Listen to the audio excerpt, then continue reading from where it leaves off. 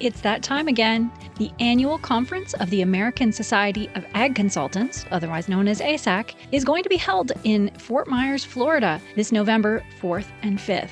Kurt Covington is one of 9 professionals who will address the conference. The other speakers who will cover a wide range of topics represent Florida Farm Bureau, Florida Citrus Commission, University of Tennessee Institute of Agriculture, National Ag Law Center, Risk Mitigators and Advisors, Tyler Associates, as well as the lead economist for dairy at CoBank, and myself, Chrissy Wozniak from North American Ag. The day and a half of presentations will be followed by ag tours on Tuesday afternoon at Echo Farms, one of my favorite places here in Fort Myers. Attendees will experience farming at its most creative, with unique demonstrations, plants, and techniques being used to help farmers and urban gardeners in developing countries. A second tour at Echo will showcase simple technologies that can improve food, water, and shelter for millions of people. A third tour of a hydroponic grower is also being planned. For more information and to register, visit www.agconsultants.org. That's www.agconsultants.org. See you there.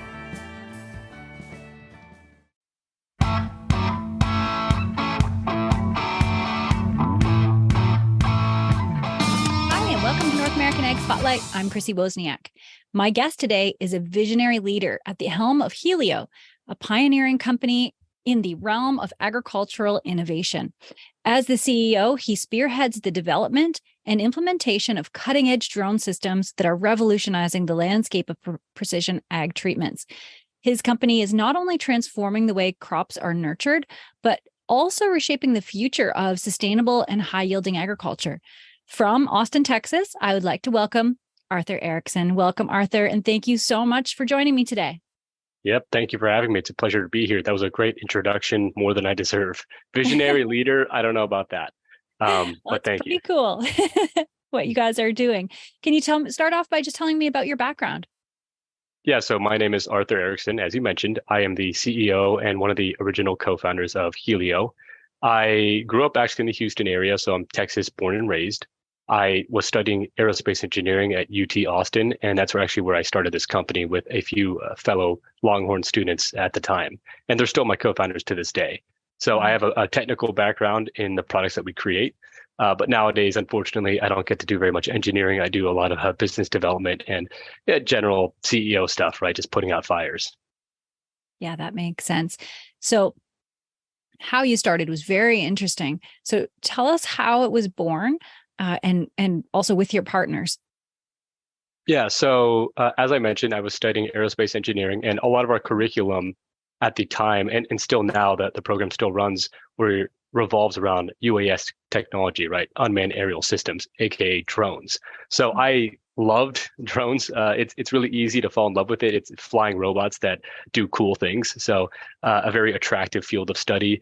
And not only was it technically attractive to me just as an engineer when I was studying it, but I could also very easily see the potential for the technology economically. I mean, it was very clear that these devices at the very least could transform one or two industries, if not every single industry, right, virtually. So I was more or less, growing up, I mean, I always wanted to be an entrepreneur. Not sure exactly where that came from, but I always had this idea of just doing my own thing, right? Not that there's anything wrong with working for like a big company, but I wanted to have that creative freedom to create a project, create a product, and go at it alone with some of my close friends and business partners, right? So it was 2015. We were sitting around the dorm room, right? Classic college story. I had been studying drones. I kind of knew a little bit what I was doing, at least from a prototyping perspective. And I just kept telling my roommates at the time, Nikhil, who's now our CTO, and Mike, who is our CFO, so co-founders of mine, I was just telling them, like, look, guys, we could be rich, basically. It was like, hey, these drones are popping off. This is still very early in the industry. If we get in now, we combine all of our powers. We could do something here to at least make a medium-sized splash, right? At the time, I wasn't thinking, oh, it's going to be $1 trillion company, whatever it is. And we're obviously still very far from that. But I just wanted to make a company that was valuable to someone.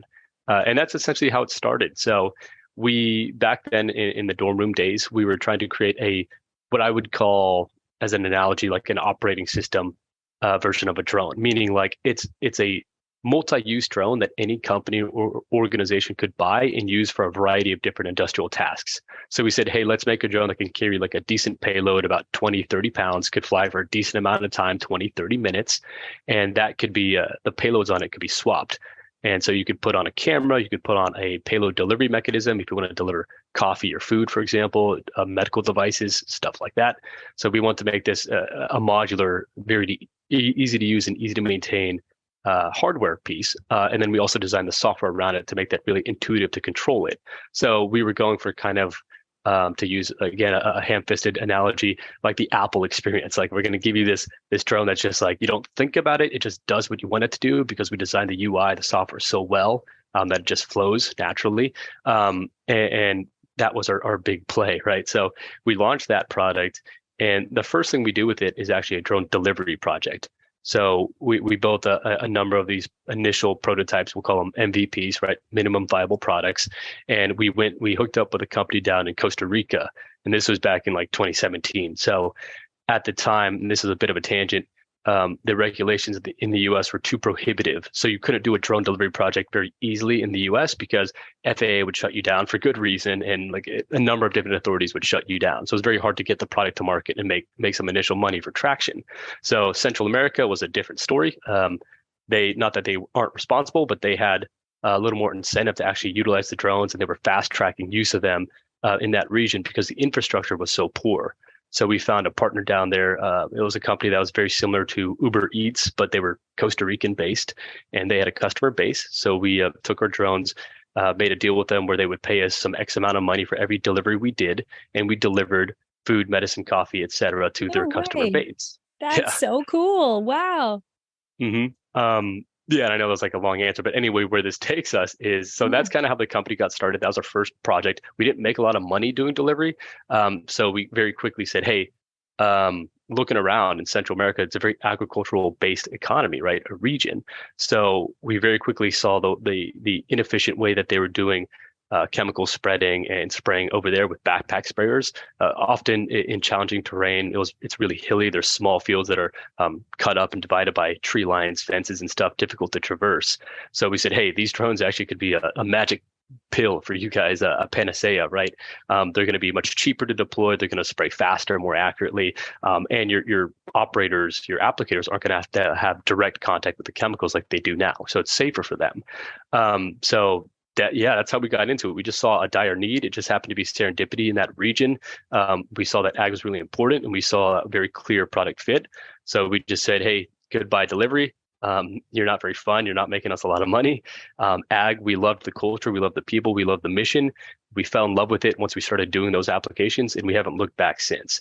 So since like 2017, late 2017, after that delivery project, we've only done agriculture based stuff.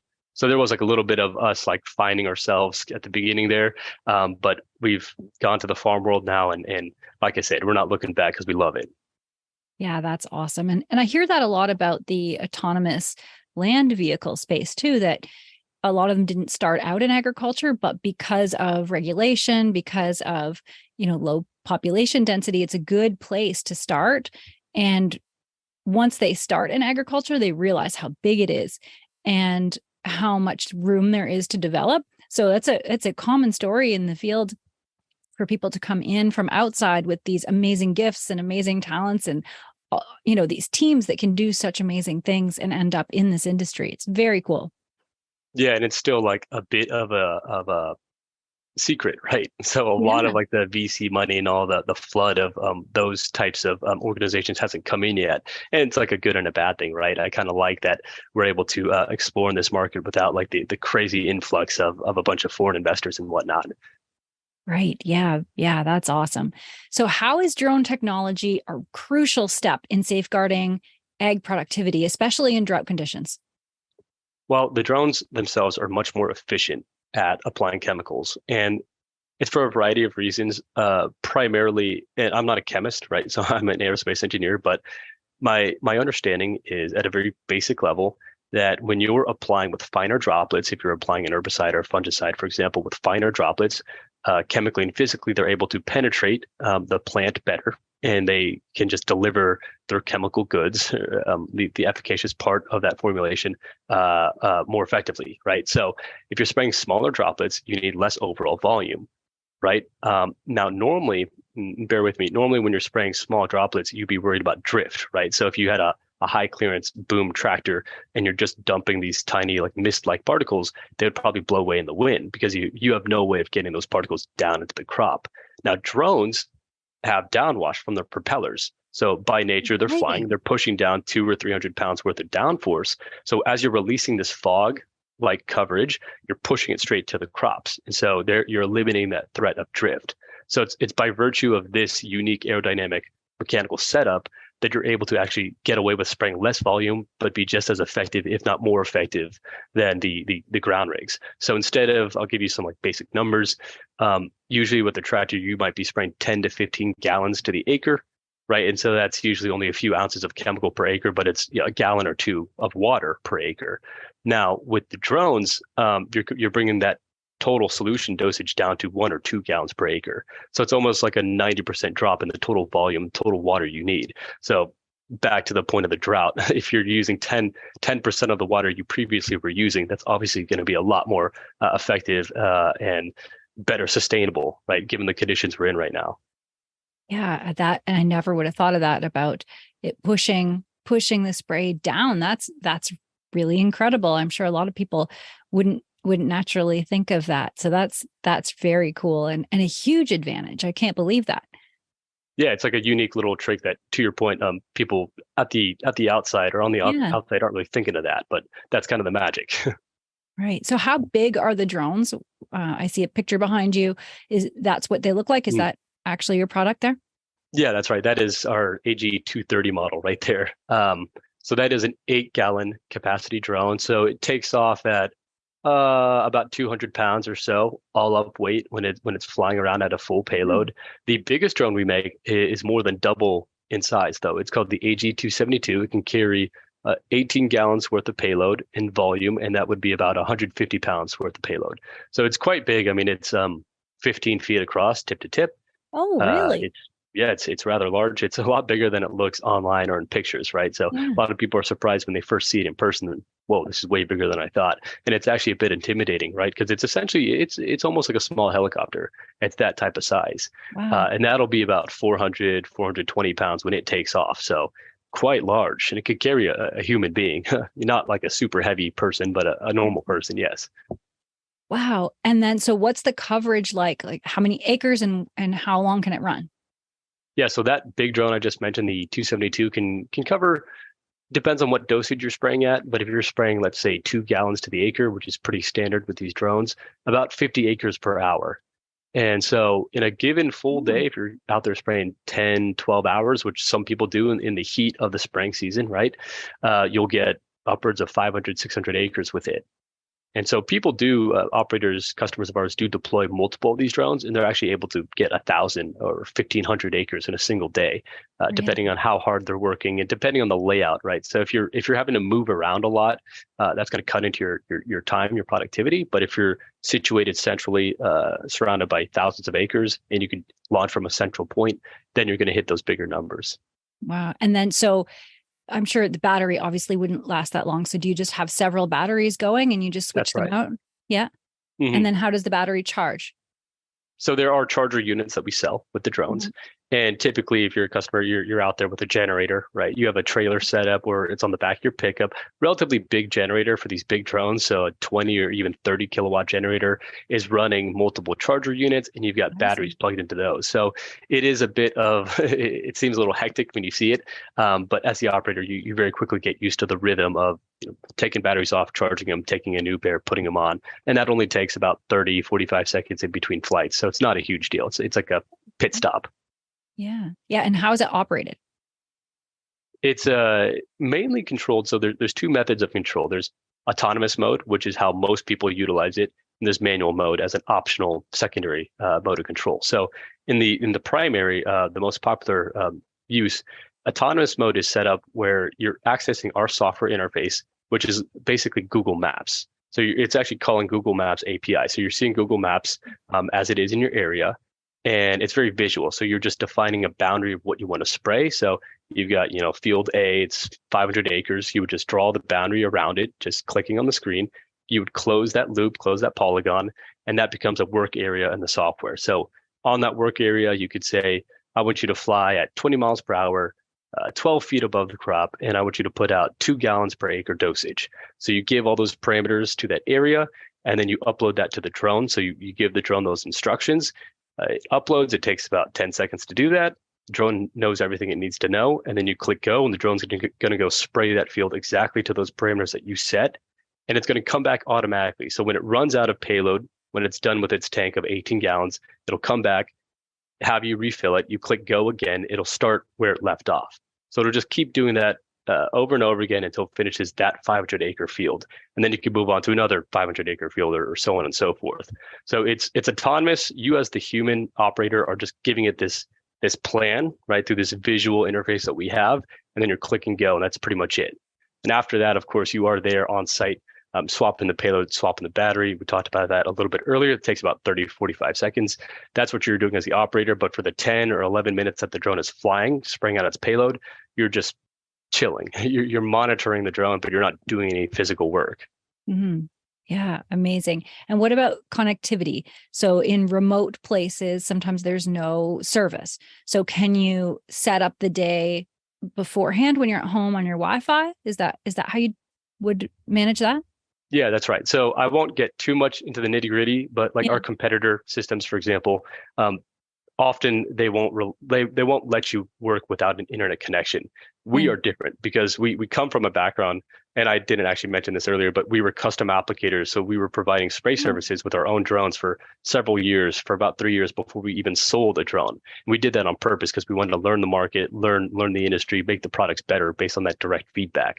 So from those lessons, we learned that yes, oftentimes when you're spraying out in the field, whether that's Central America or even just rural America, the United States, there is poor connectivity, like you said. So we knew that as farmer operators, you had to be able to operate this thing without internet connectivity in a vacuum, so to speak. So there's just a direct radio communication link between the laptop or the tablet you're using to control the drones to the drones. You don't need internet. To your point, when you do have Wi-Fi, you can download data. You can download map tiles, for example, in Wi-Fi, in internet, and then have them for offline use when you're in the field.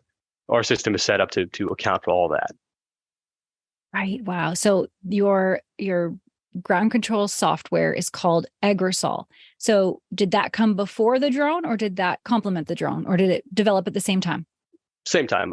Yeah. My story earlier about like our initial prototyping for the multi-purpose industrial drone, that was the infant stages of Agrosol. And then we didn't call it that at the time. I forget what we called it. It was just, ground control software, whatever it was. But that's where it started. And yeah, so it came up. I mean, it was a necessary yin to the yang of the drone, right? You have to have both. Yeah, that's cool. And so looking back to your early days, what were some of the initial obstacles that you faced while you were developing the first prototypes? And then how did you overcome them? I'm sure there had to have been some funny things too. Man, so people always say it's a cliche, hardware is hard. Now, hardware that flies in the air is extra hard because when you mess up, when you write a wrong line of code, or if you even do something as silly as put the propellers on backwards on like opposite motors because they need to be alternating directions, you could flip your drone over, crash it to a million pieces, and it's extremely disheartening. Especially when you're a college kid and you're making a little bit of money, like I was off of internships, but not much. It can get really, like I said, disheartening, and it teaches you the hard way that you need to be very, very meticulous with your design. Because if you make one silly mistake, it could be $5,000 or $10,000 of this drone just down the drain. That happened a lot. So those were talking about just early day obstacles. I mean, just dealing psychologically with these drones crashing because you try a new thing, you try a new obstacle avoidance algorithm, or you try just a new control scheme. You want to make the drone a little snappier in its controls or something, or make it fly a little faster. All those could have unintended consequences and just, like I said, crash the drone into a fence or crash into the ground. That happened countless times. I mean, I can't even, like hundreds of times. And that's just like you're pouring your bottom dollar into it. Because I really believed, I mean, obviously I still believe, at the time I was like a fanatic. I was going to make it work. So all my internship money just went into it. And I was eating like ramen, like just like using my buddy's Netflix accounts. I don't like have any expenses. Just all my money is going to this company. Same with my co-founders. They dumped like pretty much everything they had too into it. So it was expensive. It was an expensive business to start for college kids. It's not like just sometimes you hear about yeah, I wasn't there obviously, but like the Facebook startup story, it's like it's one thing to have like a server where it's like you're just paying for a little bit of electricity and a little bit of like web hosting time, right? For like an early website. For us, from like a startup perspective, was very expensive initially because of that hardware element. Um, so yeah, I mean, there was funny times. Like I guess I could tell you a little anecdote. um, I love telling this story because it involves my family in a weird way. Because my basically when we were in Costa Rica doing this drone delivery project, we were delivering one evening for a local brewery or like a pub down there. Forget the name, but they were having like That's a awesome. big PR event where we're going to deliver like a new brand of beer they're coming out with or something, some micro brew stuff. And it was all fun. We did a few deliveries. It was going off without a hitch, but unfortunately, one of the deliveries, the drone didn't come back, right? And so the drone was being sent out like 5 or 10 kilometers, so actually like quite far, several miles away, beyond line of sight, and we had permission to do so from the government down there, at least temporarily. So it would go out, it would come back. So one of the trips when it was supposed to come back, we just noticed that its GPS position froze, and we lost contact with it. So obviously, like something bad happened to it. So all we have is like the last known location of the drone. So we go there, and bear in mind this is Costa Rica, so they speak Spanish. And I now speak a fair amount of Spanish, so I'm okay at it. I didn't grow up speaking it. At the time, I didn't speak like nearly any. So it's a bunch of American college-aged people. Just we're now searching through this like Costa Rican suburb. A bunch of people speaking Spanish, like working class people, just wondering what the hell is going on. And search for hours, right? So it was evening when we were already doing these beer deliveries because it was like an evening event. It's like pitch black now, so it's like midnight.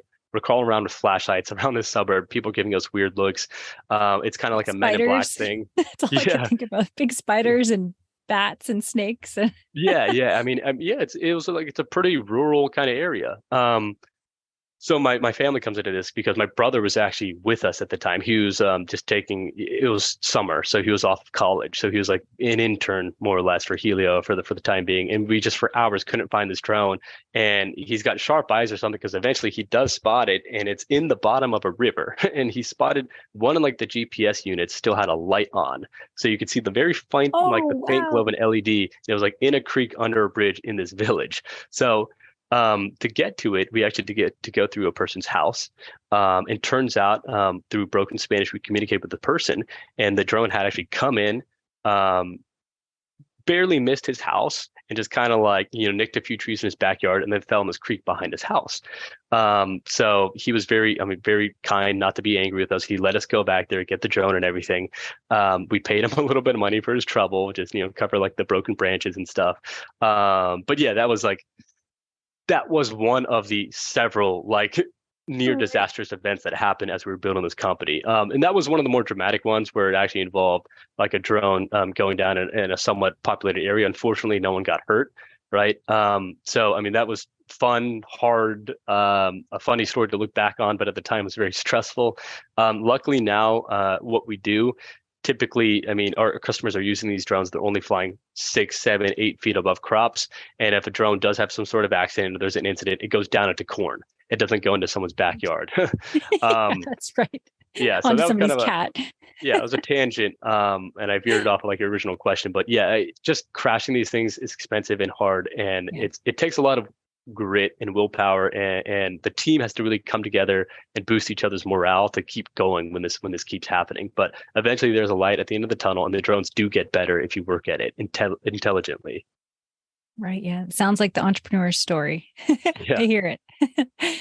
And so when you came to the US, and what kind of regulatory hurdles did you have um, while introducing it here? And, were most of those taken away because you were on farmland? Um, to put it shortly, yes. So it was kind of a function of time. So we had gone down to Central America in 2017. By the time we wanted to come back to the US where we're from the whole time, bigger market, right? We just kind of went down there because we had to. Now, by about 2019, when we were coming back to the US, the regulations had opened up a little bit, and there was more common sense stuff like an on-ramp for manufacturers and for users of drones to get properly licensed. So that's, part of the reason why we decided it was effective, or it was the right time for us to come back stateside.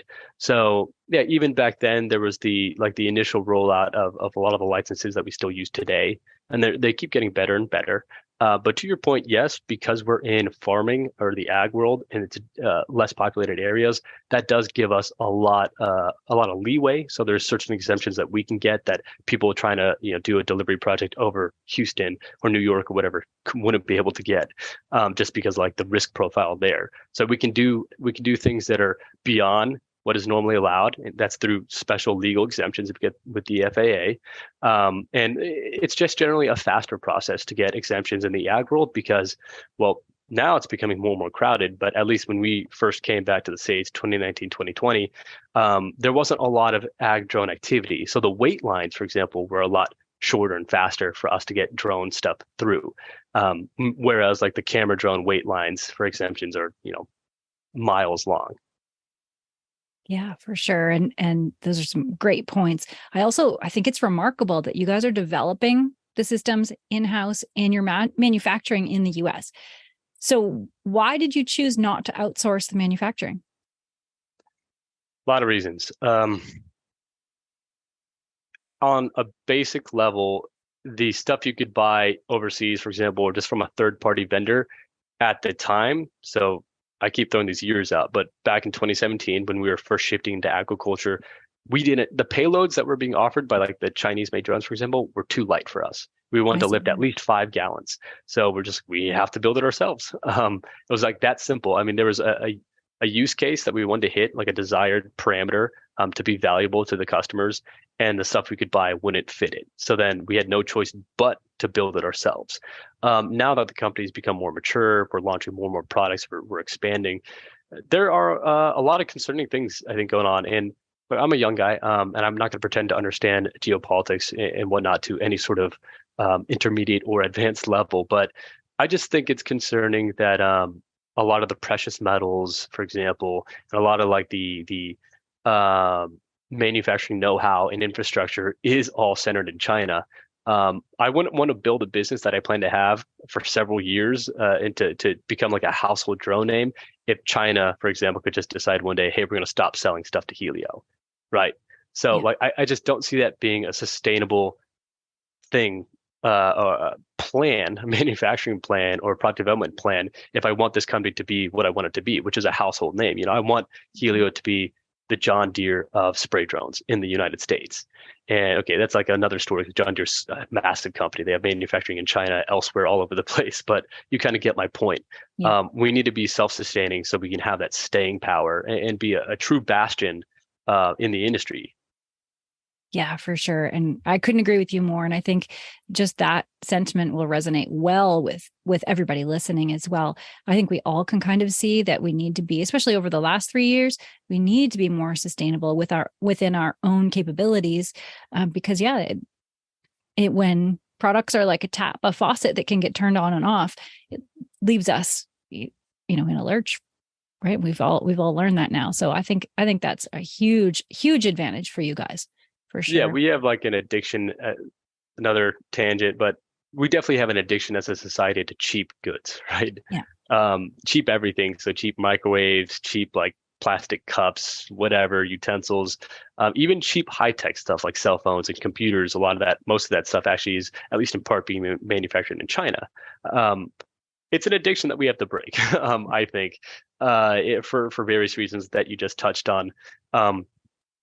I'm not saying that every single thing has to be done in America, but more than what we're doing now should be done here, in my opinion. Yeah, that's a good goal. And as you reflect on Hylio's journey, and I know you've already touched on this a little bit, but what lessons have you learned about entrepreneurship and innovation that you want to share with people who are aspiring to become entrepreneurs?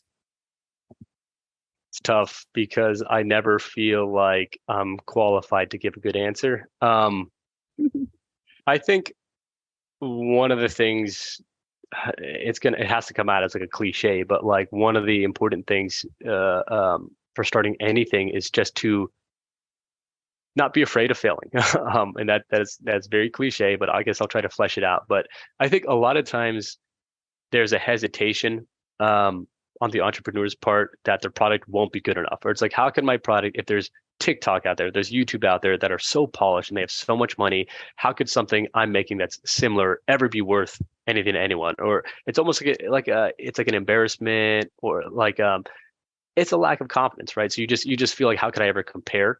And that just kills a lot of things in the cradle. Now, what a lot of people don't realize is that, I mean, there's a lot of reasons why people are fed up with YouTube, TikTok, whatever, and you might just offer one tiny thing that resonates with someone, but there's so many people out in the world. There's 7 billion people, 8 billion almost, whatever it is right now. Like, if you can just find one thing and do it well, that YouTube doesn't do, and just expand on that, that's a business, right? So I think people need to approach it, I would say, more bottom up than top down, and not try to. The point I'm trying to make is, don't try to outsmart the market. Don't try to guess what the people want. Just put something out there that's relatively cheap and fast to prototype. See if it gets picked up or not. And if it doesn't, move on, right? But if it does get some traction, maybe even to your surprise, keep pursuing that. I think just entrepreneurs need to be more fearless in that sense, and just take a chance. Take a chance, even if you think it's going to be embarrassing or your product's not that polished and you think someone's going to laugh at you, for example. It doesn't matter, right? It shouldn't matter. All that matters is that if someone finds your product valuable, you can grow that, right? Yeah. Yeah. And I have to agree with you. Starting a podcast for the first year, I'm like, who's watching this? Right. And, especially starting a podcast, you have no idea. I don't know anything about broadcasting. I don't know. I just had to learn everything, but I had a message and I had a mission. And, for the first year, it's like, I don't know if anybody's ever going to watch it or listen to it, but now by year 3, we're in the 0.5% of podcasts, the top 0.5% of podcasts globally. So it's crazy, right? You have no idea. And if you quit in one of those places where you crash, imagine you would just quit then. Yeah. I mean, right? Same goes for you, right? I mean, I'm sure the first few podcasts, you were probably second guessing yourself, being like, is anyone even listening to this? Yeah, exactly. But yeah, look at you now. Exactly. Yeah. I agree totally with that advice for sure. And the lows have to come before you go back up again. So that's awesome.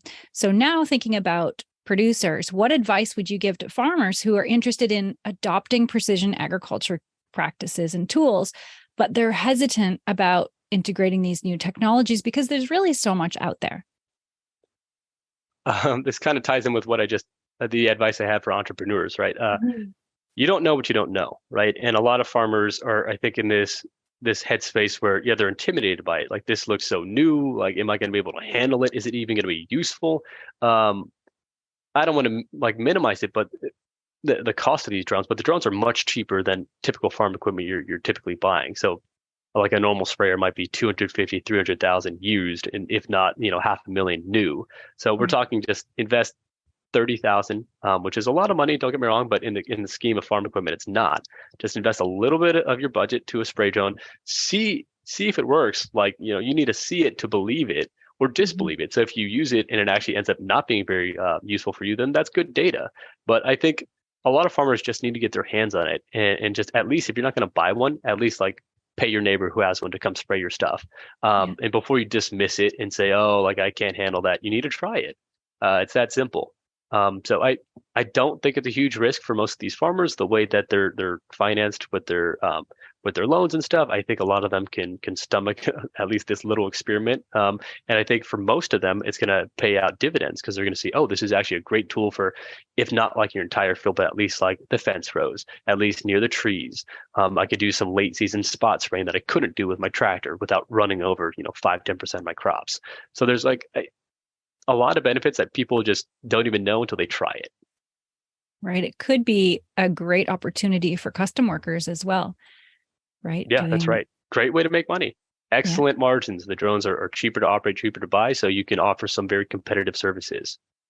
Yeah. Fantastic. So one last question for you. And I can see how passionate you are and how much fire you have about this. But why do you serve the industry? What are you most passionate about in everything that you're doing? Good question. And I don't want to come off as too head in the clouds. I, broadly speaking, want to contribute something technologically to the world that advances us as a species. And this goes back to my point earlier. Delivery was fine, but you don't get the satisfaction of delivering a coffee to someone for $5. As it's not the same satisfaction as delivering a tool to someone that helped them grow, 5,000 acres worth of corn, which feeds an entire community, if not like an entire city. So I think the mission that we're doing, that we're serving here in the ag industry is just that much more powerful. It's literally feeding people really resonates with me, resonates with my team. We get up in the morning, we know that we're doing stuff that's adding value in a real sense, in almost the most primal sense to this country, to the world even, right? We're helping people make food. I want to help people make food better. So farmers, so everybody has better living conditions, can afford food cheaper, easier. People don't go hungry. I just want to do my little part to help that out. That's what gets me up in the morning. Wow. And you're doing a great job already. That's amazing. So where can people find you? hyl.io. I know it's a weird domain, but it spells Hylio. So that's our website, hyl.io. There's also hylio.com, which we bought too, because we know it's confusing. So you could go to either of those websites. We have social media. We have Facebook, Instagram, LinkedIn. Just look up Hylio on any of those. You could find us. Excellent. And so thank you so much and best of luck moving forward and gaining market share here. And I'm excited for your future. Yeah, I appreciate it. It was great talking with you. Great conversation, and good luck to you as well as you grow your podcast. Thank you. And to all who are watching or listening, all the links are provided in the show notes. Don't forget to subscribe to North American Ag Spotlight on YouTube, Rumble, or Telegram channels. And the podcast is available on Spotify, Apple, Amazon, Listen Notes, or wherever you listen to podcasts. And if you like this episode, I would love it if you shared it. And have a great day.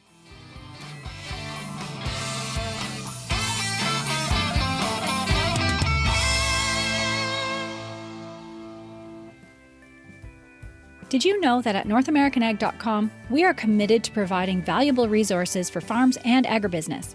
Find your next podcast in the Best of Ag podcast library, delve into our on-demand webinar series, check out the latest in ag news, or treat yourself to a new hoodie or tee from our swag shop. Head over to our subscribe page to join our community and be the first to know about what's happening in the industry. North American Ag provides daily ag news and weekly podcasts covering ag tech, ag policy, new products, family, and faith. North American Ag gives farm families and ag professionals insight into what's happening in agriculture throughout North America. Ditch the mainstream media. Join North American Ag.